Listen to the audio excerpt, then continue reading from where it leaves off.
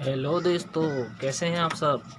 आज हम D pharma second year का केमिस्ट्री सेकेंड का लेक्चर नंबर 1 स्टार्ट करने जा रहे हैं। Antiseptic and disinfected.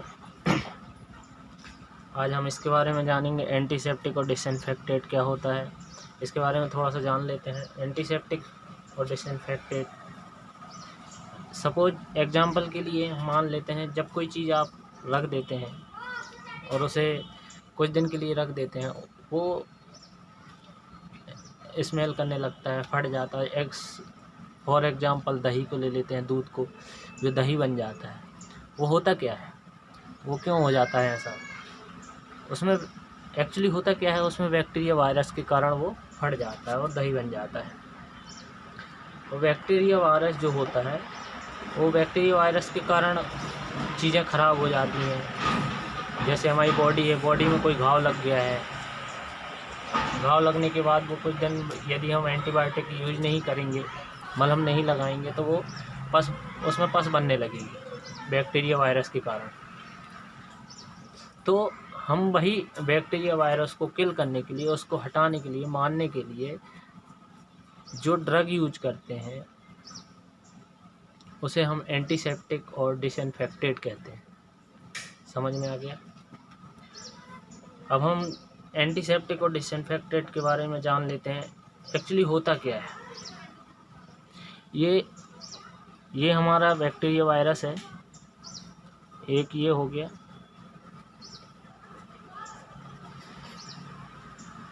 Bacteria virus को किल करने के लिए जो ड्रग हम यूज करते हैं, उसे हम एंटीसेप्टिक और डिसइंफेक्टेड कहते हैं।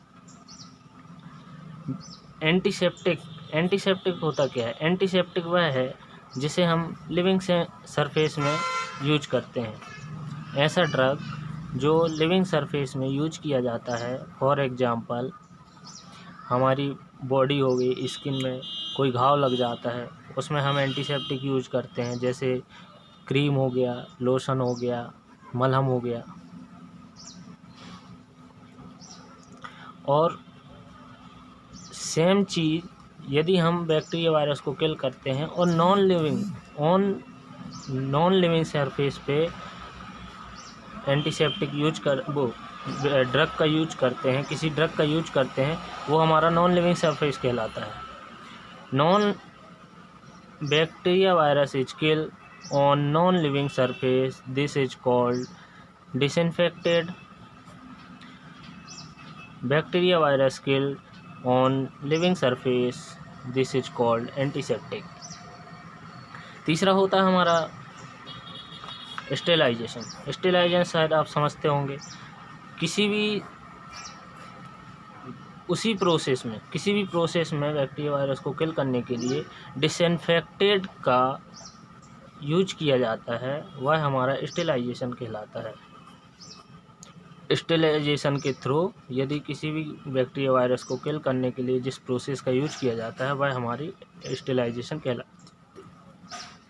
अब इस एंटीसेप्टिक और डिसइंफेक्टेड के अंडर में कुछ ड्रग आते हैं, 8-10 ड्रग हैं, उनके बारे में हम जान लेते हैं। प्रोफिलेविन, एक्रिफ्लेविन, बेंजोइलिक क्लोराइड, सेट्रामाइड, क्लोसरिल, क्लोरोक्सिलिनोल, फॉर्मेल्डिहाइड सॉल्यूशन, हाइड्रोफेनॉल, नाइट्रोफेनेशन, ये कुछ ड्रग हैं। जो हमारा फर्स्ट आता है प्रोफ्लेविन के बारे में जान लेते हैं।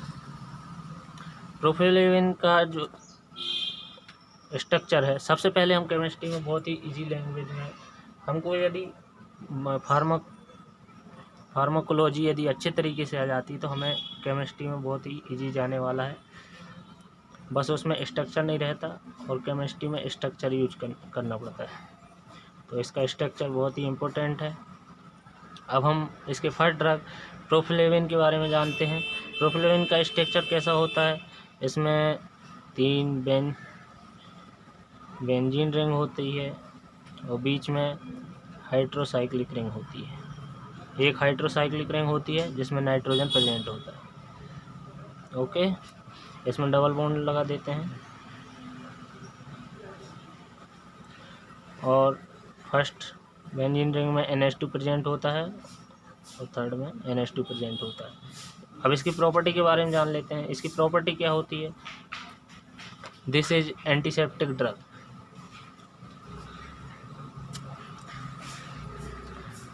This is antiseptic drug. अब इसकी प्रॉपर्टी में हम क्या पढ़ते हैं? कलर पढ़ते हैं, ऑर्डर पढ़ते हैं, सॉल्युबिलिटी पढ़ते हैं। अब इसका कलर क्या होता है? ये कलर ब्राउन टू रेड होता है एंड ऑरेंज कलर का होता है। ये क्रिस्टल होता है, ऑरेंज कलर का क्रिस्टल होता है। क्रिस्टल आप समझते होंगे, चीनी के आकार का। इसका ऑर्डर होता है, ये ऑर्डरलेस होता है, इसका कोई ऑर्डर नहीं होता। बॉइलिंग पॉइंट इसका 261 डिग्री सेल्सियस होता है। सॉल्युबिलिटी वाटर सॉल्युबल होता है और ये एथेनॉल, क्लोरोफॉर्म और एसीटोन इसमें इनसॉल्युबल होता है। अब इसके यूज के बारे में पढ़ लेते हैं। इसका use window wands mouth throat में यूज किया जाता है। वॉन्ड्स मतलब आप समझ गए होंगे, जो बॉडी में हमारी स्किन घाव लग जाते हैं उसमें एंटीबायोटिक यूज करते हैं। जो हम